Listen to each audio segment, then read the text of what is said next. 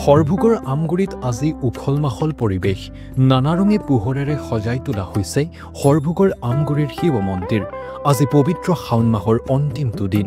আমগুৰি শিৱ মন্দিৰত বিগত বৰ্ষবোৰৰ দৰে এইবেলো পবিত্ৰ শাওণ মাহৰ সামৰণিৰ লগত সংগতি ৰাখি ১ ভাদ তাৰিখে এদিনীয়া কাৰ্যসূচীৰে আয়োজন কৰা হৈছে বোলবম উৎসৱ।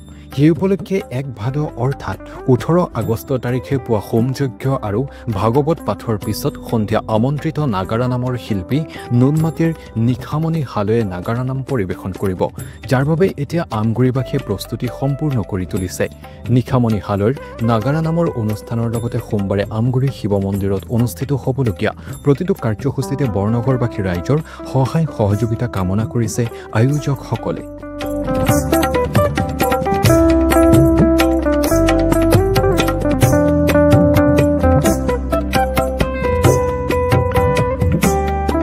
শ্ৰদ্ধাৰ ধৰ্মৱান ৰাইজ, আমি আজি কেইবাবছৰ ধৰি শাওণ মাহৰ লগত সংগতি ৰাখি বলবম উৎসৱটি এই উলহ মালহেৰে আমি আমগুৰি গাঁৱত পাতিবলৈ মনস্থ কৰিছোঁ।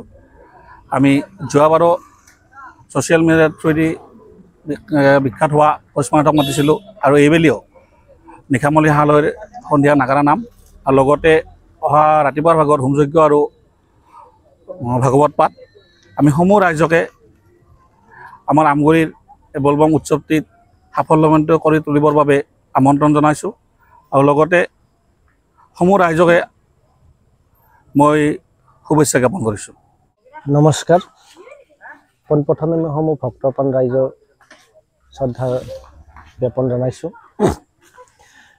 অহাকালি ১ ভাদৰ ১৮ আগষ্ট আমি প্ৰতি বছৰে এই অহা ভাদৰ মাহত বলবম উপলক্ষে এদিনীয়া কাৰ্যসূচী আমি আয়োজন কৰিছোঁ। ৰাতিপুৱাৰ ভাগৱত পাঠ, হোমযজ্ঞ, লগতে সন্ধিয়া ৭ বজাত আমন্ত্ৰিত নিশামণি হালৈৰ নাম পৰিৱেশন, লগতে সন্ধিয়া ৮ বজাৰ লগে লগে আমি সমূহ ৰাইজৰ বাবে খিচাৰি সিদ্ধ প্ৰসাদৰ ব্যৱস্থা কৰিছোঁ। গতিকে আমি সমূহ ভক্তপ্ৰাণ ৰাইজৰে উপস্থিতিৰ লগতে সহায় সহযোগিতা আন্তৰিকতাৰে কামনা কৰিছোঁ।